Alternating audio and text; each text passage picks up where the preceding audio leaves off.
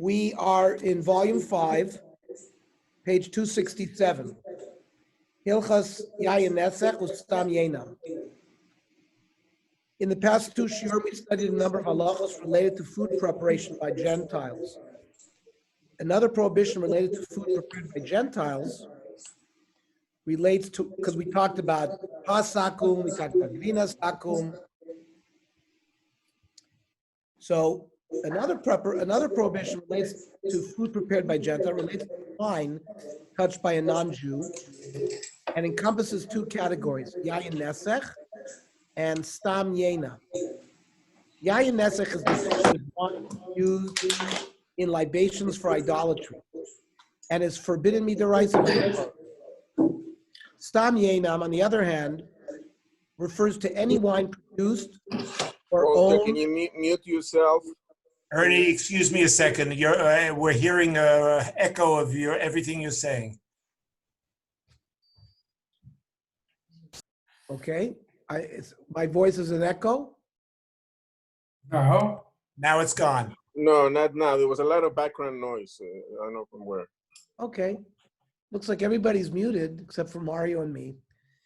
Okay, so stam yenam refers to any wine produced or owned by a Gentile, and is forbidden midrabbanan. As we will see, there are important differences between these two categories. As mentioned, yain nesech is prohibited to drink or to derive benefit from according to the Torah, since it is considered takruves avodah zarah, an object that was used as a sacrifice for idolatry.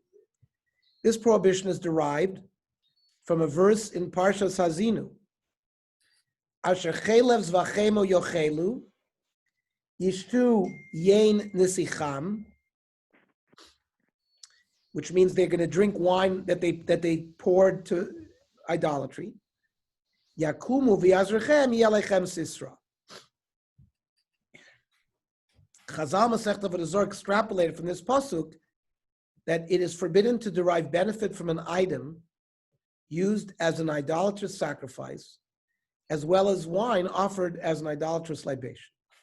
Says Masechta Avodah Zarah Chaf Tes Amud Beis Mishnah, Elu dvorim shel goyim asurim, and isur and isra no. Not only is it usur to consume, but it's usur to derive benefit from. Hayayin v'achoymetz, which is vinegar, shel goyim, shaymet kilasu yan. Right, we're talking about wine that turned into vinegar. Says the Gemara, yain minolon, Amar Rav Baravu Amar Krasher chelus v'achemo yochlu yishtu yain nesicham. Ma zevach usur bano, just like if somebody's makriv something to avodah zarah, it's osur bano. Af yain nami osur bano. The Rambam codified this in Hilchas Macholas Asuris. Yain nasech lavodah zarah, wine that was poured to avodah zarah. Asura baniya is osur bano. V'ashosu b'mena kolshu lo k'mena Torah. If you drink any amount of it, you get malchus. If you eat even a mashruhu of items that were sacrificed to avodah zarah, mi basar or mi peiros, afilu maimu melach, meat, fruit, water, salt, ha'oichel men kolshu lokesh. Nemar, asher chelus v'achema yochlu yishtu yayin nesicham yakum. Now, this halacha does not arise practically very often in the modern Western world, as actual idolatrous libations or sacrifice are not very common. In theory, it may be applicable in India and in the Far East, where actual statues and idols are still worshipped. But there too, it seems that wine is no longer frequently bought as a gift or sacrificed to that avodah zarah. What about stam yena? Ernie, yes. Question. I mean, didn't they also use animals for sacrifices and to the gods and stuff like that? They used animals, yes. So but those are not prohibited to us. Yes, they are. If let's say like India, they use cows. If some food was offered on an altar to avodah zarah, that food is aser b'achila and aser b'ana. Yeah, of course. But the yain nesech applies not just to the yain that was used for Yes, sacrifice, any we're yain. talking about, Johnny, we're talking about yayin that's used for idolatrous services. Me'ikar adin, that's the only yayin that falls under the category of yayin nesach. Oh, so you're not talking about the non-mevushal wine. Right now, we've divided prohibited wine into two categories. One is called yayin nesach. That's aser midoraisa. That's only wine that we know has been offered to idolatry. Okay. And that's Got it. aser midoraisa to eat and aser midoraisa to benefit from. Okay. Period. And we just stated that the actual cases of yayin nesach bizman hazeh are far and few between. Correct. That relate is not really yayin nesach. If you go to India or you go to the Far East and you happen to you go to a temple and they offer wine to some avodah zarah, that wine would be yayin nesach. Otherwise, it would not be yayin nesach. Okay. So then the chumra came with the rabbanim with the regular yain. So okay. now That's nothing all to we do know with right this. now is yayin nesach. Now, okay, fine. then there's something called stam yenam, which means regular wine that's owned by Gentiles. We're not even at the point yet where we're talking about Gentiles that touch wine. We're not there yet. We're building. Okay. Right now, we're going to open up a new category called stam yenam. So the halacha as it relates to the second category of wine, stam yenam, is any other non-idolatrous wine owned or produced by Gentiles. So that's a much more practical halacha. The origin of this prohibition, though more lenient than yayin nesach, may actually date back to the time in the desert when the Jewish people sinned with the daughters of Midian at the end of Parshas Balak. According to the Pirkei Rabbi Eliezer, Pinchas decreed at that time that any wine belonging to a Gentile should be prohibited to drink. Says the Pirkei Rabbi Eliezer. Rabbi Eliezer Amoidoi Oimer, Omad Pinchas v'charim al kol Yisrael b'sod shem ha'mufurash. They, using the name of Hashem, they made a cherem, they made a restriction, ubiksava nichtav al luchos, and using letters written on the luchos, and kecherem bezdin ha'elyon, kecherem bezdin ha'tachton, and he invoked the bezdin of Lamala and the bezdin of Lamata, shlo yishte adam Yisrael miyenam shel goyim, that Jews should not drink wine of Gentiles. Ki he mirpas ragleim. It's as if they walked on it with their feet. Shenemar, vitzoni mimas ragleichem tirena umirpas ragleichem tishtena. Shekol yenam shel goyim avodah zarah liznus. The regular wine, even regular wine owned by goyim, in essence, it's going to be used for idolatry or for promiscuity. Shenemar znus v'yayin v'tirosh yikach leiv.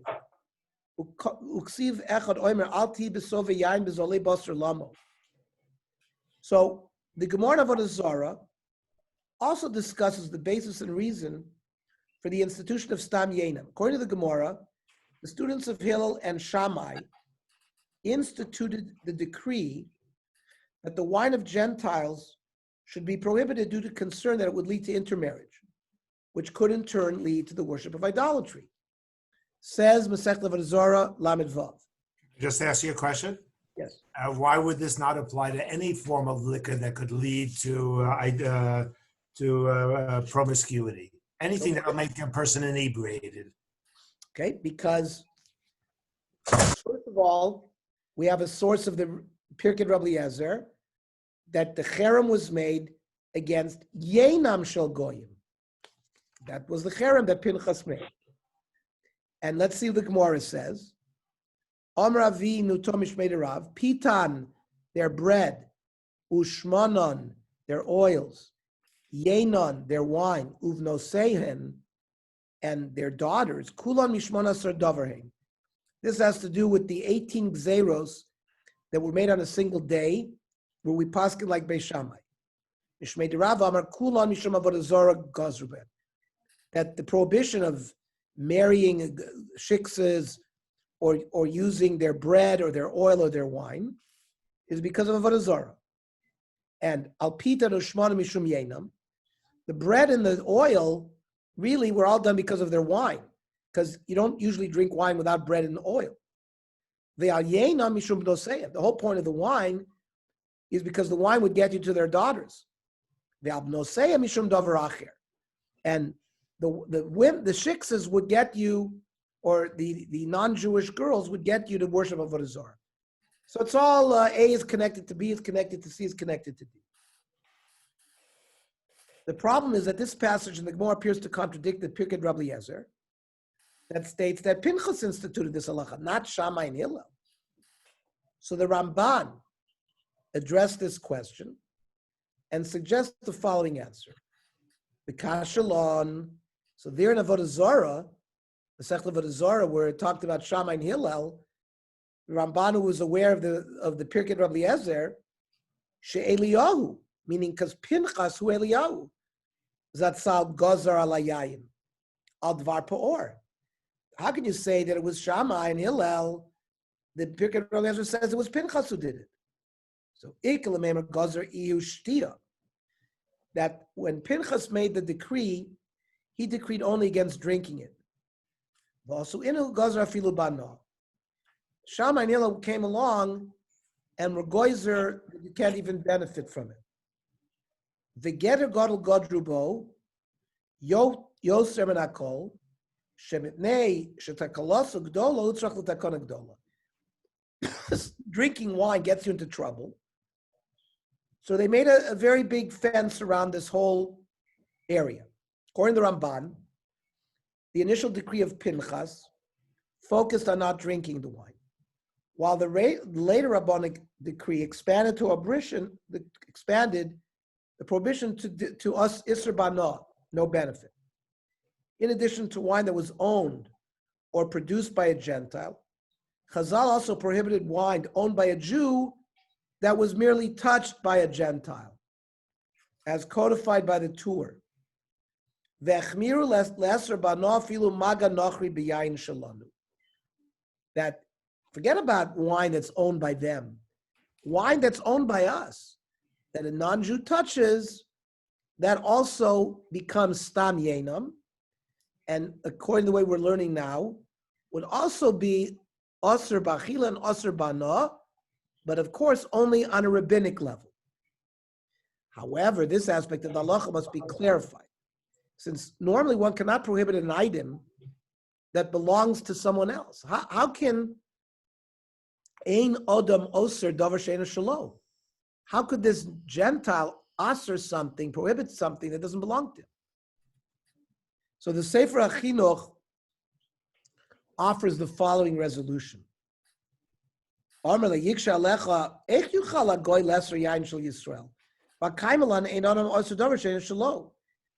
can a non-Jew prohibit our wine? It belongs to us, they touch it. We have a principle, any person cannot prohibit something that doesn't belong to him. So the Sefer HaChinuch says, so for example, if I bow down to my neighbor's cow because I'm worshiping him as an avodah zarah, I can't aser my neighbor's cow. It doesn't belong to me. And why? By bowing down to it, I didn't touch the goof of the object. But let's say I went and I made like a cut in the animal and I said, this is for avodah zarah. Or let's say just touching it. So the non-Jew, by touching our wine, it's a chumrah that he can prohibit it as well. So the halacha of stam yena, with regard to both wine owned by a Gentile, as well as wine owned by a Jew but touched by a Gentile, is brought down in halacha by the Shulchan Aruch. Stam yenam shalamamim of the avodah zarah, the wine that belongs to the nations of the world who are idolaters, Asr bano, v'hu adin l'magon b'yayin shalanu. And it's the same if they touch our wine as well. Says the Ramah, Mishum gzeres yayin shet nitnasech lavodah zara. That this is not yayin nesech. This issa that we're doing is a gzeira because of yayin nesech. It's not yayin nesech, it's stam yenam, but practically there's no difference in halacha. It's asr b'achila, asr b'na. The only difference is one is midoraisa, one is midrabanan. Of course, we know that there's a lot of nafkaminas. For example, if it's a suffix, so suffix midoraisa is lechumra, suffix midrabanan is lekula. So dinim of suffix by stam yenam would be treated leniently, while if it's a suffix regarding yayin nesech, it would certainly be treated stringently. So the Gemara and the Shulchan Aruch both focus on idolaters specifically, and they're concerned that drinking the wine could ultimately lead to a Jew worshiping idolatry. What then is the halacha concerning Gentiles who do not worship avodah zarah, such as Muslims?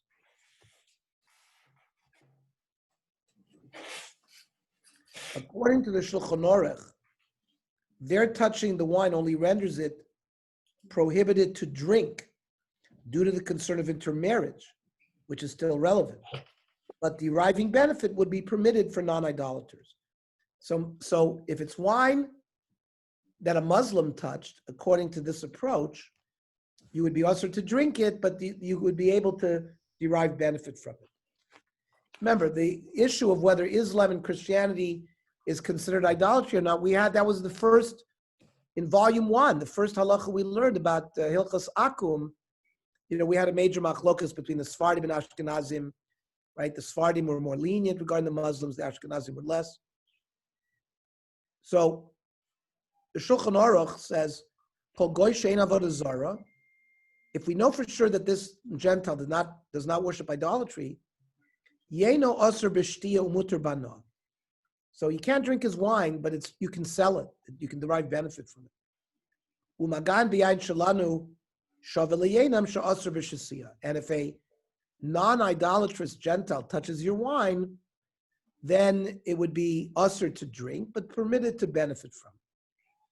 An additional potential factor for leniency is that even with regard to those who are considered idol worshippers, it is very uncommon in our time to find wine that is actually used for libations.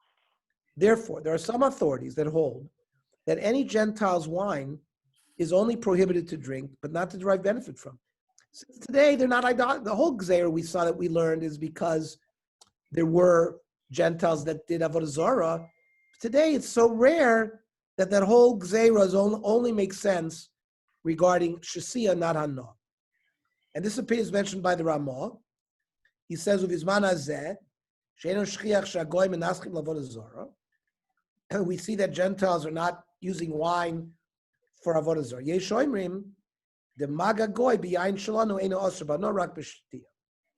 So if a non-Jew touches our wine, you can't drink it anymore, but it's permitted in hanah. V'chein stam yayin shalahem eino asr lanus b'menu. So wine that they own, we're not prohibited to benefit from it. V'chein muter legavos b'chovim min hagoyim stam yenam. Let's say they owe you money, they can pay you with wine. Now you can't drink it, but you could do business with it. Not only that, you're saving the wine from them. And other kinds of debts. Let's say you bought or sold their wine, so b'di'evet you'd be able to keep it. Lechatchila, you should stay away from doing business with it. He says some are makel even to do business with it. We have to remember that the Ashkenazim in Europe were very much involved in the liquor business. People had inns, there was wine, and they did business with each other. So you can see the Ramah is sensitive to that. According to the lineage opinion of the Ramah, one is permitted to derive benefit from Stam Yena. The Taz explains the more lenient opinion. The oivdei kochavim bizman hazeh ein regilon nasech lavados kochavim. V'haven leiketinik oived kochavim she'oisin yayin nesech rak l'shtiyah. For example, if a child of an avodah zarah touches wine, since he doesn't know what he's doing, he only prohibits to drink, not to benefit. That's the reason why the Ramah, they bring in the bottom that the Rishonim, the Ashkenazic Rishonim poskim were more lenient. The reason is that the majority of Jews in Europe earned their livelihood through commerce with Gentiles. And in the Middle Ages, it was often specifically through money lending with interest. So the poskim went to great lengths to prevent their livelihoods from being harmed whenever halachically possible. According to the conclusion of the Ramah, it seems that lechatchila one should not engage in commerce with stam yena, but b'di'evet, if one finds himself in a situation where he will lose money otherwise, there's room to be lenient. Says the Sefer HaKashrus, Ein menaschim kayom lavodah zarah. Today we find that people don't offer their wine lavodah zarah. Okay, nechliku adeos. That's why there's a machlokas of opinion. So that's if a non-Jew touches your wine. Some say it's aser bana as well. Some say it's not. So if a great loss, you can be somech on the mekil. Rav Sternbach, right? The Hanagos Uchuvos, Rav Moshe Sternbach discusses whether it's permitted for a Jew to order non-kosher wine for a Gentile when meeting with him in a restaurant. V'nireh, shemagoy mazmin esayayin, muter liyehudi l'shalom. If you're taking out a Gentile for business in a non-kosher restaurant, and the non-Jew orders the wine, the Jew can pay the bill. The Jew can say to the Gentile, "Yeah, you order on my bill."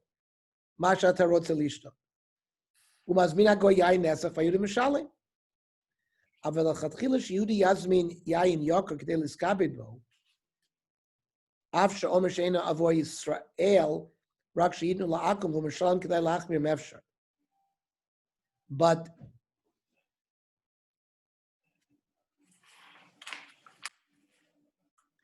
the Jew should order expensive kosher wine to honor the Gentile.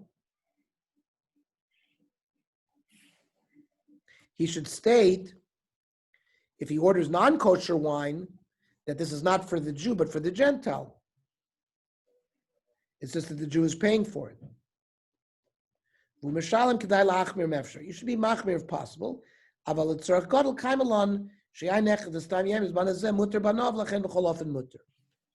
So he wants to say, behafsid meruba, if you need to do it, that can be done. Now, Bernie was questioning, what beverages fall under the category of prohibited wine. So all flavors of wine are included in the prohibition of stam yenim.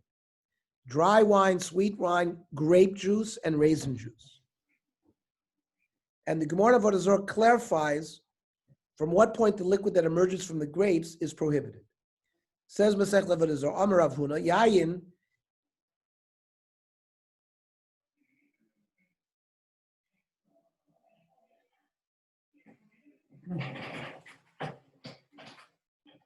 the gat, the wine press was made like in a slant. Once the wine starts pouring from the high to the low, that's called yayin. Says the Shulchan Aruch Memesai Nikra Yayin Le'asor B'maga Goy Mishihizchil Limashech, when it starts flowing. The Hainu Mishinimshech Alagat Ba'atzmo Kiagasu Madro. Okay. Now, there are some cases where wine is not subject to the laws of Stam Yena. One of the famous ones is known as Yain Mavushal. wine that is cooked. The Gemara of Avodah Zarah explains that this wine is not forbidden if touched by a Gentile. At least the wine was cooked before the Gentile touched it. Though if the wine was cooked afterwards, it's still forbidden. Amar Rabbi Lo in Masechta Avodah Zarah, Shaninu, Yain Mavushal Shel Goy, wine that was cooked, Shahayim et Chilas and Yain, Asr. So it remains prohibited. So the Gemara says, Pshita, Mishum, the Ivshil Pakal Isur, I don't know, why would cooking it take away the Isur? Amar Ravashi, Asr Lashmeinan, Yain Mavushal Shalanu Biyad Goy. That means, if it is our wine that had been cooked, that a non-Jew touched, ein tzarach chosim b'soy chosim, does not require a seal within a seal. It remains permitted to consume. Because imishum insuchi lo menaschi. Are you worried about yain nesach? The goyim are not going to be menasech cooked wine. Imishum echlufi. Now maybe someone's going to switch it. Even if you have one seal on it, they're not going to switch it. It's too much trouble. So therefore, you can rely on it. Shmuel v'Avleit Aviyasvi. Shmuel and Avleit were sitting. Avleit was not Jewish. They brought in front of them cooked wine. Mashchei Avleit liyadei. Avleit didn't want to touch it because he knew that if he touched it, he could cause it to be prohibited for Shmuel. You don't have to worry. It's a cooked wine, and therefore we don't have to worry about yain nesach. Amar Rav Ahilchasa yain mazuk yeshbo mishum yain nesach means the original wine at the time of Chazal was heavily diluted because it was very strong. So diluted wine, that's still considered good wine, and the goyim will menasech such wine. So there's a prohibition. But yain mevushal ein bo mishum yain nesach. But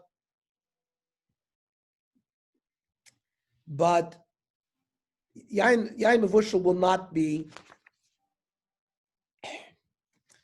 Rishonim dispute whether, I'm reading the footnote, Rishonim dispute whether diluted wine is forbidden as long as it still tastes like wine. That's the Rosh. Or only if there's at least 1 part wine to 6 parts water, Rashba. The halach is like the Rashba. Therefore, a mixture of wine that is stam yenam and water will not be forbidden if there's more than 6 parts water to 1 part wine. This issue is very relevant in the modern world of kashrus, where many products produced by non-Jews contain small amounts of grape or grape juice, which would be considered stam yenam, but may be bottled using the ratio of 1 to 6. Another important subject for which the halach is relevant is the question of whiskey stored in sherry casks, which have absorbed the flavor of non-kosher wine. And then they give you a source. But again, there it's so dilute that it also may be less of a problem. Now, the Gemara does not. We're on page 276. The Gemara does not state explicitly why cooked wine is permitted, and there's a machlokas rishonim regarding this. According to the Rit and the Rosh, it's because it was only drunk very infrequently. That means cooked wine was not something that was prevalent. And the Chacham did not institute a decree regarding situations that were uncommon. We know the Gemara many times, if it's not shchiach, there's no gzeira made. So the Ritva in Avodah Zarah says, Perush, the yain mevushal enu nesar b'maga goy, cooked wine does not become prohibited by the touch of a goy. Lav mishum de lo mikri yain. It's not because it's not called wine anymore. It is wine. Bein le'inyan kiddush, bein le'inyan bracha. Shemavarch lav boy priagofen. So we use yain mevushal for Kiddush, and we make more coffin on it. It's still yayin. They just, the gzer was not made on this kind of wine. This was only, it was a delicacy of the vermouth leprokim. It wasn't even, people didn't have it. It was not part of the original gzeira, and therefore it remains permitted. The Rosh also, Adover Tamua, even Shagazra al Yena Mishum Bnoseyan, we learned what was the whole purpose of the gzeira against wine, because we didn't want to flirt with the non-Jewish girls. Well, so I don't. So because they didn't boil the wine, we have to be less worried about this. Are you going to say that they didn't do idolatrous libations with it? They didn't do it. They didn't use diluted wine, yet it's osir b'yayin nesach. So the Rosh says, "Efshar l'fisha mavushal ein amotzui kol kach." So we see the Ritva and the Rosh both explain that Yain Mavushal is not prohibited because it was something that was not Shchiach. Rav Shlomo Zalman Auerbach explained in Minchas Shlomo that although today Mavushal wine is quite common, since it was not common at the time of the decree, it's not included, since the parameters for such decrees are determined at the time that they were instituted. Says the Rav Shlomo Zalman, B'shasha Gazra al Maga Akum, at the time that they made the gzeira that a non-Jew who touched the wine prohibited it, that at that time, cooked wine was not part of the gzeira. It wasn't the custom at that time to cook wine. When it was closed already, now, because of the modern practices, they do it. If we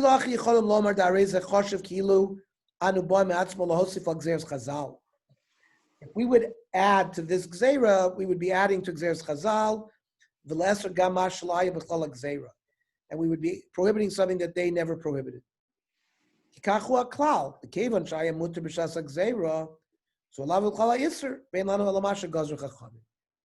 have what the Chachamim gave us gzeiros. We don't have to add to the gzeiros. On the other hand, the Rambam. So the Rambam gives an entirely different reason that the gzeira included only wine that is suitable for use as a libation on the altar, as only regarding such wine does concern exist that it may be used for avodah zarah purposes. Right? Ein mistasek avodah zarah el yain shoroi lakir al gabi mizbeach. Yain nesach, even for the Gentile, had to be wine that was kosher to even be put on a mizbeach. When they zeh, kish gazral stam yenam, gazral kol yain sheyagabo agoy sheyah osir baniya. And when we made the gzeira that it should be osir b'achila b'ana, lo gazral yain aroy lisnasech. It's got to be wine that's suitable for idolatrous libation. Fichach yain mavushal sheyisro shenagabo agoy and osir, because they would not be menasech such wine. And you'd be able to drink it. Many Rishonim, such as the Rashba, question the logic of the Rambam and argue that there's no connection between these issues of yain that is roy lemizbeach. Because of our Rambam, Zal, that Gaonei Amarav, the Western Gaonim Amru Shinisar B'yayin Ma'at Dvash Ma'at Saor, that if you put some honey or yeast into the wine, it's like it makes it yain nesa, ukishichra or beer, she'ena misnasech, that is not used for idolatrous libations. Therefore, muter lishtoso im avodah zarah, and you could drink it with a non-Jew. Says the Rashba in Vorm Elu Machvoron, these are not clear concepts. It's not true that anything that's not roy amizbech, there's no yain nesach. Shari yain mazuk. Diluted wine. We can't put that on mizbech. Filachi yesh bo mishum yain nesach. Kedomar asam amarav yelchos yain mazuk yesh bo mishum yain nesach and yain mavusha ein bo.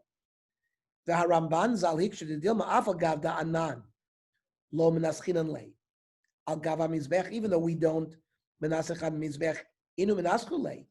Maybe we don't do it, but maybe they would have. The habishar karbonos mechusar aver yesh lem dukin shmayin ein lehem banana filu bedukin shmayin pasalu. They also offer certain animals that we would not offer. So maybe they would also offer this kind of one. We don't have no raya, says the Rashba, that it's connected to whether wine is roy lemizbech or not. So he argues with the Rambam. According to the Rashba, since the Gentiles may still, by the way, Susie and I were in the shul of the Rashba. The Rashba lived in Barcelona. You can visit his shul. It's partly underground.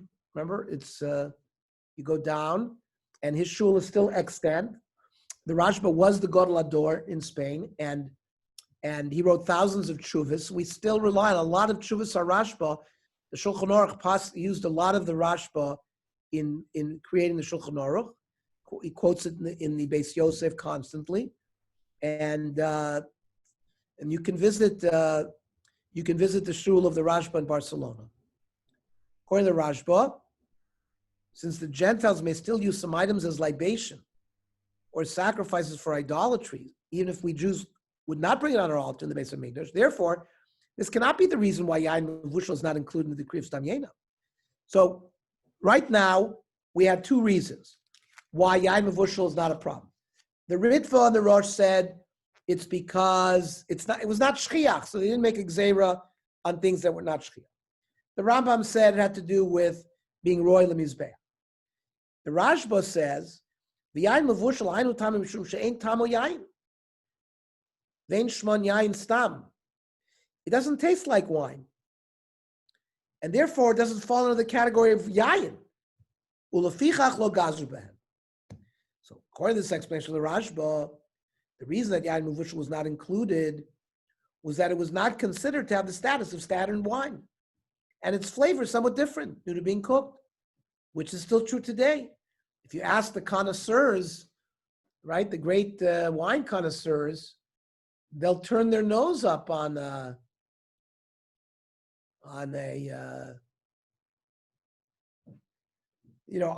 cooked wine. Regardless of which explanation is taken, it is clear that yain mevushal touched by a Gentile is not forbidden. And this is the ruling of the Shulchan Aruch, as well as we shall see shortly. Another question that must be addressed with regard to the halachic parameters of cooked wine: how to define it as being cooked? What precisely must happen to the wine in order for it to be permitted?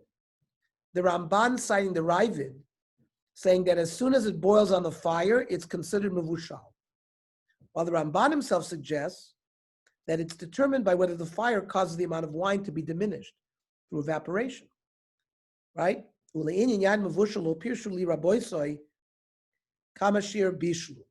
Ramban tells us, the Ramban also lived in Gerona. We also saw the mikveh of the Ramban in Gerona. Rabbeinu Yonah lived in Gerona, and the Ramban's, there was a shul there, and there was a mikveh of the Ramban. You can visit that. There's a Chabad right nearby. So he says his teachers didn't teach him the Shir of Bishul. Avav Motzasi LeRavid, the Ravid, who's the big bar plukt of the Rambam, he found that the Ravid wrote Omer Rabbeinu Hai Gaon, right, referring to Rabbeinu Hai Gaon, who lived in Baghdad, in the year 800, 900, 1000, which was maybe 100 or 200 years before the Ravid. Hachi Daiku Gaonim Arishonim, Kivan Shirtiach, once it's bubbling, right, once it's boiling, Nasa Mavushal. And therefore, there are two halachic Nafkaminas. Ein bo mishum gilui. Gilui is the law that you're not allowed to leave beverages uncovered overnight, because we were concerned that a snake would go in and leave its venom there.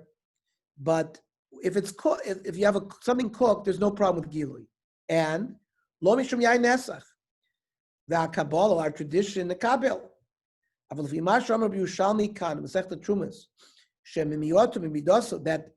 when they measured the volume before and after cooking there was reduced volume. Nearly,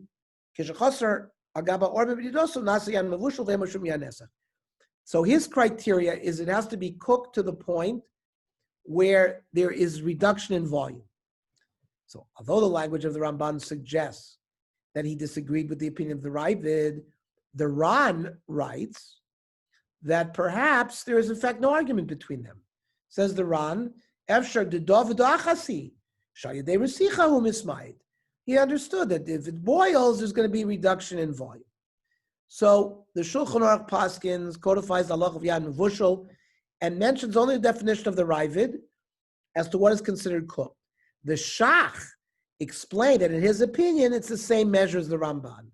Says the Shulchan Aruch, Yad Mevushal Shalanu Shenaga Bo Agoy Mutter Umeimesai Nikra Mevushal Mishir Tiach Lagabi once it was boiling on the fire.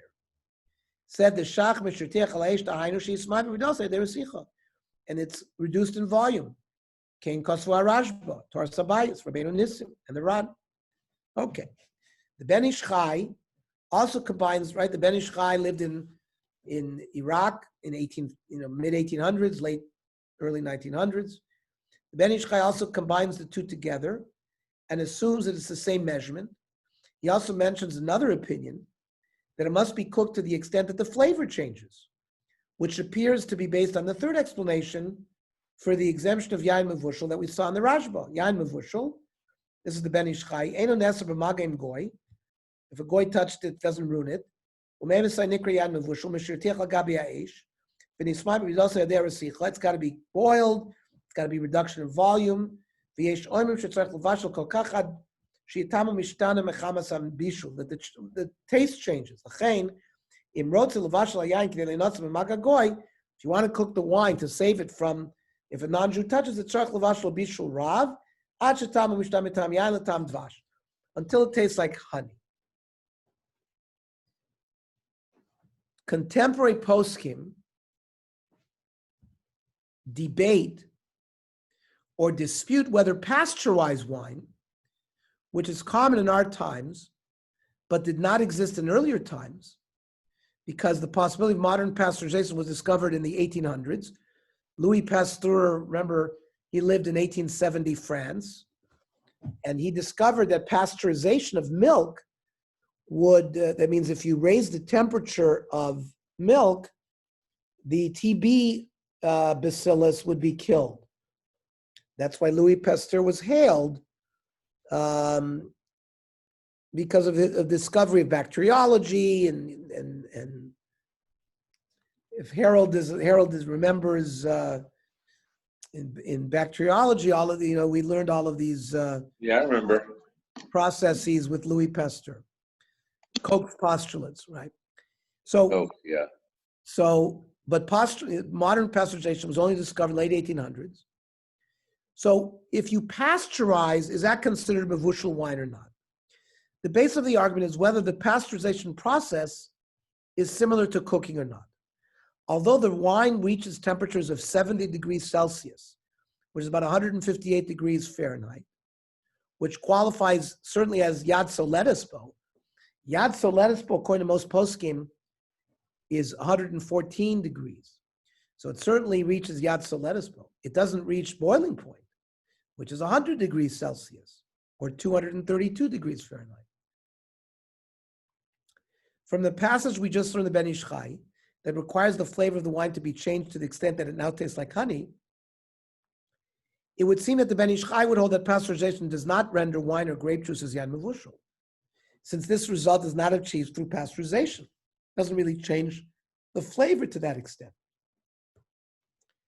Rav Shlomo Zalman Auerbach discusses the issue of pasteurization at length and concludes that pasteurization of wine and grape juice does not constitute yain mevushal for a number of reasons, but primarily that it does not change the flavor or classification of the wine or grape juice in accordance with the third explanation that was brought by the Rashba.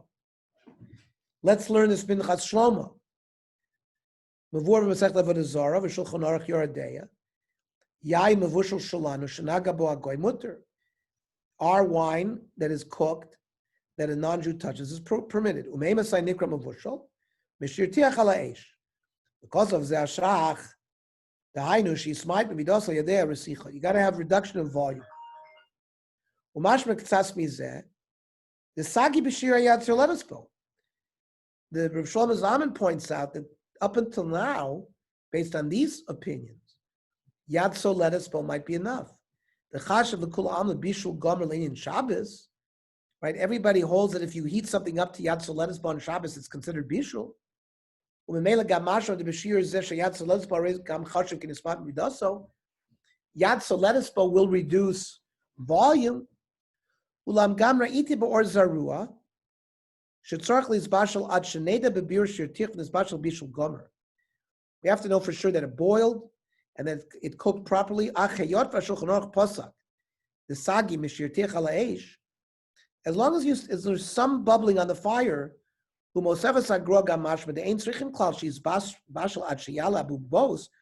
don't even need bubbling.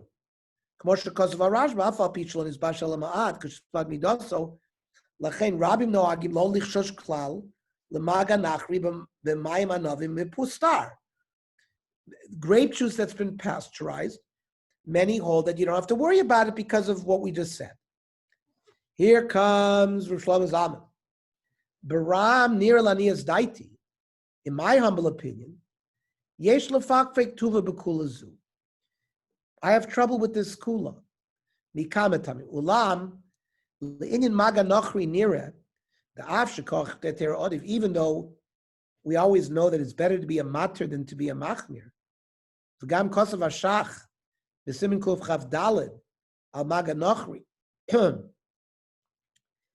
In generally, when he was talking about whether a Gentile touched wine, and let's say it's a suffix, maybe they touched it, maybe they didn't touch it, you can always be lenient. So you see that the Shach himself is being noited towards leniency. And why should we be adding new prohibitions? In any Yodea, Rav Shlomo Zalman says, I don't know.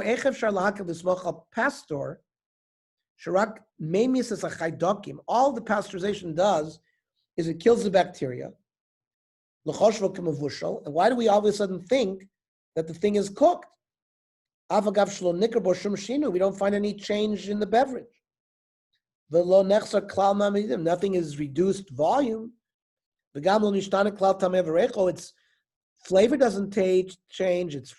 Its smell doesn't change. We call it wine. We don't call it cooked wine. It's very prevalent. So he's saying that pasteurized wine, if a goy touched it, would be a problem. And Rav Ben Sion Abba Shaul in the Or L'Tzion elaborates another reason for stringency, that the amount of wine is also not reduced at all during the pasteurization process. Because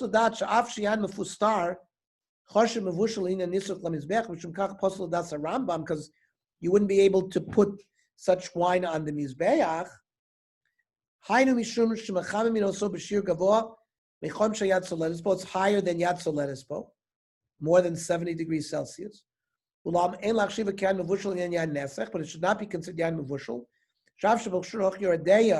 Kotzav Maran,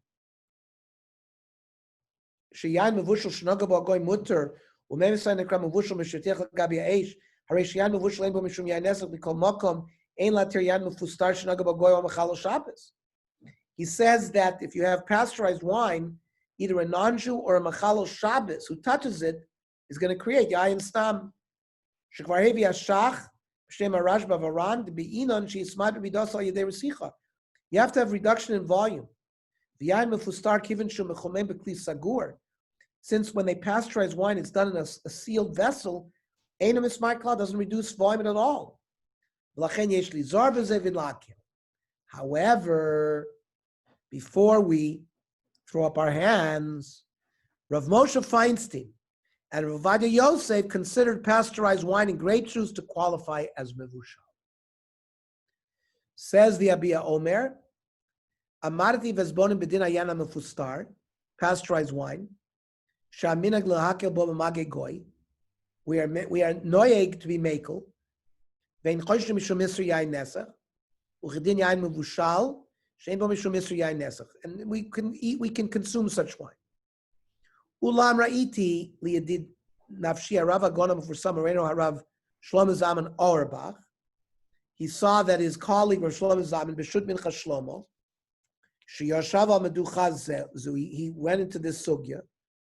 V'chol raz lo honestly, he says no secret escaped him. V'achar shepilpel b'chochma b'din zeh ki yad Hashem atova alav hela sheyesh lahakpid l'zar b'yan mefustar b'magan nochri. Right, Rav Shlomo Zalman felt that we pasteurized wine is not going to solve the problem. Says Rav Shlomo Zalman, uvemechilas kvod toroso. He asks mechila. Anod amrish mekeven the kaimel and kedivra goinim siatam. Shekol sheradach edei eish nechshav yam. As long as it was boiling at some point on a fire, k'moshe posek manet shulchan aruch shuv ein lanu lachosh mishum mitzvah yain nesach b'magan nochri. Afilu lo nishtanet tama. Even if the taste didn't change, v'reichel lo marisah. There is as long as it's cooking, that's enough. When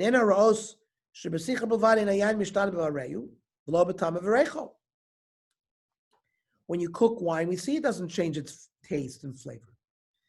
And says Ra'iti b'shuch minchas yitzach the dain wise. Mikol makom kevin shekvar nagu ken baskomas rabbonim gdolim balei roa umochach tesfilu shekevin shebesas agzir mishum yain nesach. Once they made the gzir yain nesach utzim miklag zayrosun yain mevushal. They removed yad mevushal. Mishum sha'az havi milsad lo shchi was a dover lo shchiach. Afal pisha b'zmanin nishtan davay yedei immediately faster say now it's shchiach. Every wine gets pasteurized. In banu lesser sayan mefustar havi kigzer chadosha. If we answer this, it's like a new gzeira. The lo gazrinu b'prat shabala yikvim osin ken b'kavona latzal misri nesach. He says the wineries do this on purpose to make sure that it's not yain nesach. He says no difference whether you boil it or whether you pasteurize it. And certainly if they pasteurize we're going to learn not tonight, but that this problem also exists with non-religious Jews that desecrate Shabbos before Hesya. So since many workers in the Israeli factories may have Mechalal Shabbos before Hestia, so they purposely pasteurize the wine to make sure that it's yain mevushal. It's not a problem that now it's shchiach. So Rav Ovadia Yosef quoted Dayan Wise to be mekel umemela. Rivcha shmaitz gamli ayana mefustar shedinu kedin ayana mevushal she'enu neser b'magagoy. He says, "Amachmer is elachatchila zar b'magagoy tavalav brachot." You want to be machmer, you can be machmer. Aval b'di'eved ein le'asor she'atorah chasam amonim shel Yisrael. The Torah is worried about Jewish finances. Vanir lani is daiti katavti. And in the Igros Moshe, v'nei yesh factories miyayin. He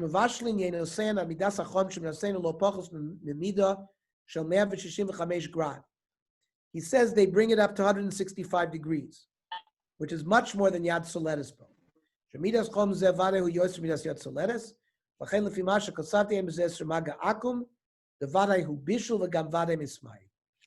The OU rules in accordance with Rav Ovadia and Rav Moshe that pasteurized wine is considered mevushal, mentions two opinions for what temperature the pasteurization must be.